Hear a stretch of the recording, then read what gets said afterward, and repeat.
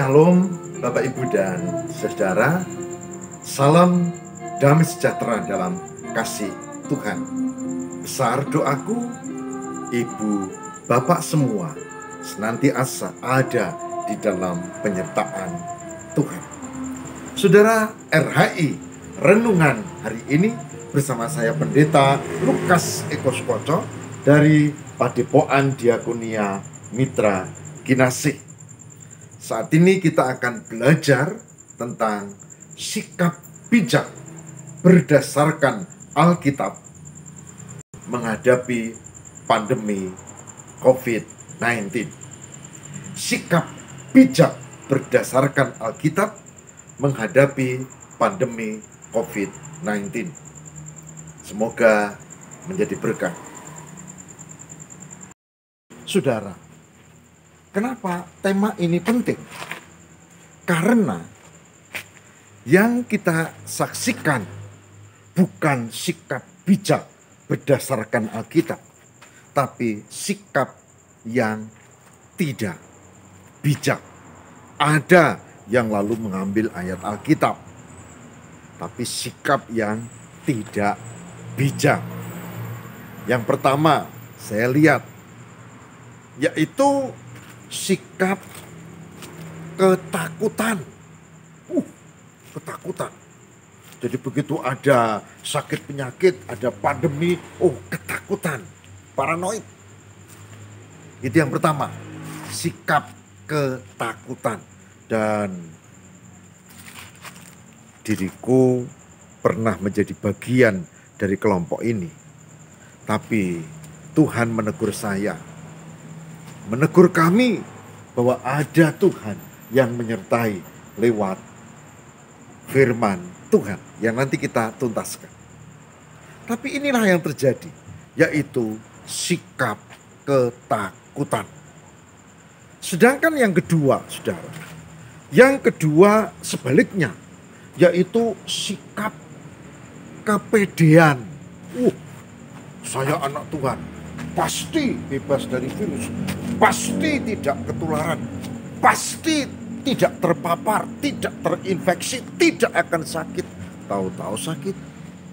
Bahkan ada yang sampai meninggal. Saudara, saya menjadi bagian dari kelompok ini juga.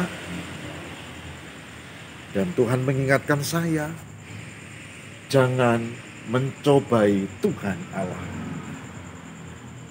Sebab kalau kepedean, lalu saya tidak hati-hati, saya tidak pakai protokoler kesehatan, maka berarti saya mencobai Tuhan. Ini sikap yang kedua. Sikap yang ketiga, itu juga terjadi, saudara. Yaitu tidak hanya ketakutan, kepedean, tapi acuh tak acuh. Takut sih enggak, kepedean ya enggak, tapi acuh tak acuh. Biar orang lain pakai masker, face shield, biar orang lain itu social distancing atau jaga ini kerumunan dan seterusnya, biar aku sesuka hatiku. Sikap acuh tak acuh. Dan saya pernah menjadi bagian dari kelompok seperti ini. Acuh tak acuh. Tapi Tuhan menegur saya tidak layak seperti itu. Kenapa? Karena hidup harus cermat, diikat oleh kebersamaan melalui peraturan. Tidak boleh diri sendiri. Dan hidup juga harus hati-hati. Sikap acuh tak acuh tidak baik. Yang keempat, tidak hanya ketakutan, kepedean, takut acuh tak acuh, tapi ini yang keempat, saudara, yaitu sifat malas, kemalasan.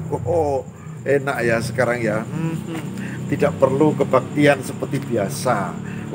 Tinggal buka YouTube sambil tiduran, tidak ada PA, asik ini, anggaran menurun ya. Lalu kalau kebaktian paling enak pakai radio. Gitu. malas. Dan begitu situasi sudah semakin baik, maka terbiasa malas. Bahkan enak begini, kalau piket risiko terpapar alasannya. Oh kalau piket itu nanti tidak taat pada pemerintah. Padahal pemerintah sudah membolehkan, aturannya udah beda. Karena diam-diam kemalasan. Dan diriku pernah menjadi bagian dari sikap seperti ini. Karena apa? Enak ya. Malas. Saudara dan saya ditegur Tuhan tidak boleh. Karena apa? Justru sikap ini tidak cocok. Bahkan di tengah situasi dan zaman seperti ini, maka saya harus belajar untuk lebih tekun, lebih serius dan lebih sungguh-sungguh dalam melayani, menguatkan antara lain dengan RHI setiap hari yang ini tidak mudah. Nah, oleh sebab itu, jangan mengambil sikap yang tidak bijak ini. Saya akan bacakan satu ayat yang penting untuk kita cermati, saudara, supaya kita tidak ikut-ikutan ambil sikap yang tidak bijak ini. Saya akan mengajak kita berefleksi dari kitab Efesus. Efesus pasal 5. Efesus pasal 5 ayat 14 sampai dengan 17. Yang demikian sabda Tuhan. Itulah sebabnya dikatakan, bangunlah kamu yang tidur dan bangkitlah dari antara orang mati dan Kristus akan bercahaya atas kamu. Karena itu perhatikanlah dengan seksama bagaimana kamu hidup. Janganlah seperti orang bebal, tetapi seperti orang arif. Dan pergunakanlah waktu yang ada, karena hari-hari ini adalah jahat. Sebab itu, janganlah kamu bodoh, tetapi usahakanlah supaya kamu mengerti kehendak Tuhan. Efesus 5 ayat 14 sampai dengan 17. Yang berbahagia barang siapa mendengarkan firman Tuhan dan memelihara dalam kehidupan setiap hari. Saudara, mari kita belajar pelan-pelan dari ayat-ayat yang tadi kita baca, yaitu dari kitab Efesus pasal 5 ayat 14 sampai dengan 17. Inilah sikap yang harusnya kita ambil dalam hidup kita. Tidak hanya masa pandemi, tapi juga dalam masa apapun sebetulnya. Karena kita orang beriman dan kita akan menjalani kehidupan itu. Yang pertama, yaitu bangunlah kamu, hai kamu yang tidur, dan bangkitlah dari antara orang mati, dan Kristus akan bercahaya atas kamu. Kalau saya singkat, ayat 14, bangun dari yang tidur, bangkit dari orang mati, Kristus bercahaya atas kamu, itu berarti milikilah iman yang hidup. Iman yang hidup. Bukan iman yang mati, bukan iman yang hangat-hangat kuku, bukan iman yang statis, tapi yang hidup. Yang hidup. Ini sikap yang pertama. Landasannya adalah iman yang hidup. Di tengah situasi dan kondisi apapun. Di tengah zaman, di tengah pandemi, di tengah resesi, atau masalah apapun. Milikilah iman yang hidup. Ini dia yang pertama. Ayat 15. Iman yang hidup itu, karena itu perhatikanlah dengan seksama bagaimana kamu hidup. Jangan seperti orang bebal, tetapi seperti orang arif. memperhatikan kehidupan sendiri dan sekitarnya. Ya, perhatikan dengan seksama. Berarti ada kecerdikan, bahkan ada kecerdasan, ya, bersama. Karena apa? Di situ disebut tentang sikap, tentang orang arif dan bukan orang bebal. Saudara, suka atau tidak, hidup ini pasti ada banyak masalah. Tapi yang paling berbahaya bukan masalahnya, tapi sikap terhadap masalah itu. Sikap terhadap masalah itu. Saudara, saya sudah tulis di media sosial, sudah boleh lihat di Facebook. Ketika kami menghadapi kesulitan yang serius, karena semua usaha istri saya itu turun drastis. Turun drastis. Dan kami tetap memiliki iman. Karena apa? Karena yakin Tuhan akan tolong. Yang kedua, ya, kami belajar untuk seperti orang arif. Jadi, kalau menghadapi kesulitan, pertama memang lihat kesulitan, tapi kedua adalah lihat dan cari solusi, bukan berkutat pada masalahnya. Saya tersenyum ketika ada gunung meletus, gunung Merapi. Lalu banyak pengungsi dan banyak warga baik Kristen maupun yang bukan itu menjadi korban. Lalu apa yang dilakukan? Ada gereja yang keren, saudara. Karena apa? Komunitas ini lalu bikin seminar tentang gunung berapi. Seminar tentang bagaimana menghadapi. Habis biaya banyak.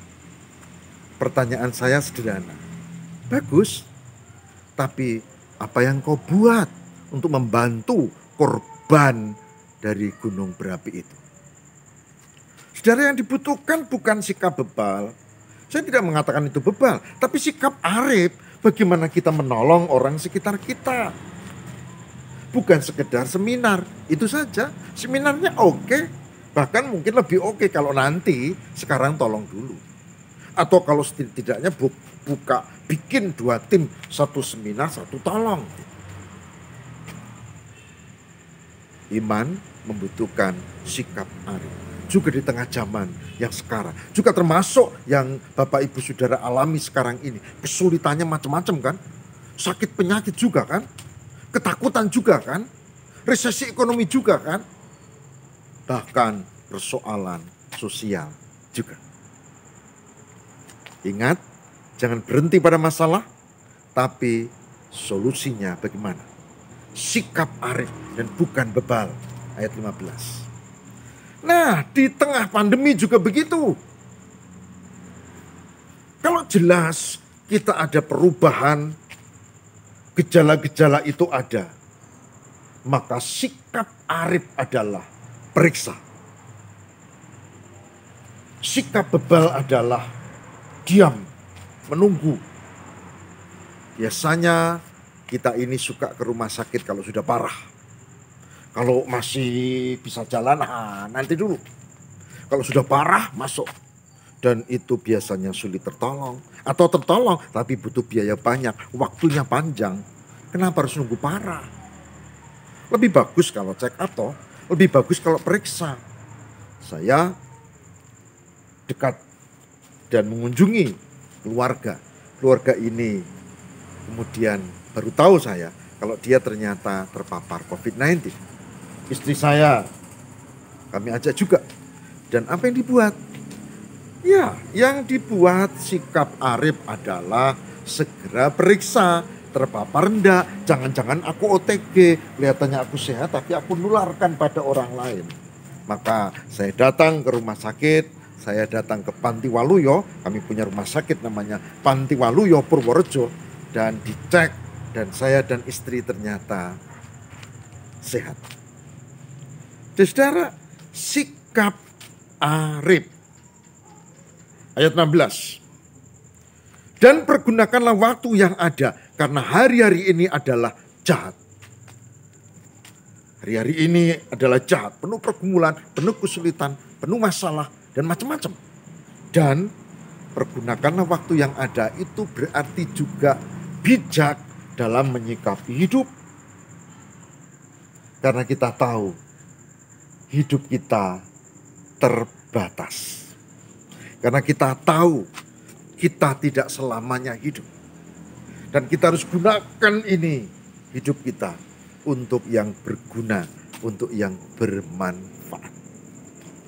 Itu ayat 16. Ayat 17. Sebab itu janganlah kamu bodoh. Diulang lagi ya. Tadi bebal, sekarang bodoh. Sebab itu janganlah kamu bodoh, tapi usahakanlah supaya kamu mengerti kehendak Tuhan. Saudara, bodoh ini bukan soal nilai akademis. Bodoh ini soal psikospiritual. Bodoh ini soal esensi kehidupan dalam kaitannya dengan Tuhan. Mengerti kehendak Tuhan berarti tidak bodoh. Tapi kalau mengerti dan mengabaikan, itu berarti bodoh. Yesus pernah mengajar tentang hal ini, saudara. Yaitu dia mengatakan begini. Bahwa orang yang mendengar firman Tuhan dan melakukannya, itu seperti orang yang pandai bikin rumah, dia kasih pondasi dan rumahnya kokoh. Tapi kalau orang dengar firman Tuhan dan dia abaikan, tidak dilakukan, Yesus katakan apa? Itu seperti orang bodoh. Bikin rumah tanpa fondasi, langsung di tanah atau pasir, begitu hujan datang, wah, ambruk rumahnya. Orang bodoh adalah mendengar firman Tuhan tapi tidak dilakoni, tidak dilakukan, tidak dilaksanakan. Padahal iman itu dengan perbuatan. Oleh sebab itu, di tengah pandemi, camkan poin-poin ini tadi. Marilah kita bersama berdoa. Tuhan, tolonglah agar kami memiliki sikap bijak berdasarkan Alkitab dalam kehidupan di tengah pandemi, kesulitan, persoalan, resesi ekonomi, dan berbagai macam. Tolonglah ya Tuhan, lepaskan kami dari sikap yang tidak bijak seperti ketakutan, kepedean, acuh tak acuh, atau bahkan kemalasan. Tuhan berkati supaya situasi menjadi lebih baik lagi dan kami kembali beraktivitas seperti biasanya. Tapi berilah kami ya Tuhan sikap yang bijak supaya kami betul-betul memiliki landasan iman yang hidup, yang dinamis di dalam Tuhan. Supaya kami bisa arif, supaya kami bisa gunakan waktu dengan baik dan kami mengerti kehendak Tuhan. Itulah sikap bijak yang kami pelajari hari ini. Semoga Roh Kudus pimpin dan berkati. Berdoa, beberapa masih sakit, beberapa malah berduka, kehilangan orang-orang yang dikasihi. Tuhan tolong dan hiburkanlah. Dan berkati anak-anak yang tidak bisa sekolah seperti biasa, serba terbatas, resesi ekonomi yang terutama golongan menengah ke bawah, yang itu membuat kesulitan tersendiri. Tapi biar kami tetap miliki iman, dan biar kami tetap bijak, dan biar kami ada di dalam rengkuan Tuhan. Tolonglah kami ya Allah, demi Kristus pengantara kami. Amin.